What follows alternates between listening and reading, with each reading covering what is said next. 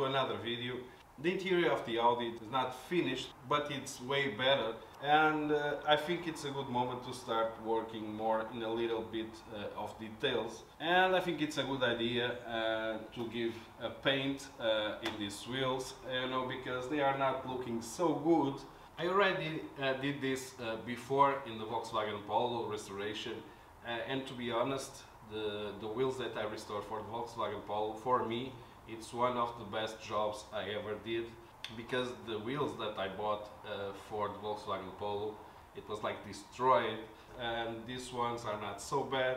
These ones are not so bad as the Volkswagen was, but what I'm gonna do is to sand it, apply the primer, the paint, and then the clear coat. The thing is, it's really early in the morning and I don't want to make a lot of noise, so I'll try first to sand it manually. So guys, it is what it is. So let's go to start sanding these wheels to install in the Audi. And actually I already repaint two of them that are installed in the front of the car, but it's missing another two. Basically I already test this color right here, and I think it's, at least for me, in my opinion, it's really good. So guys, let's start to work and let's go.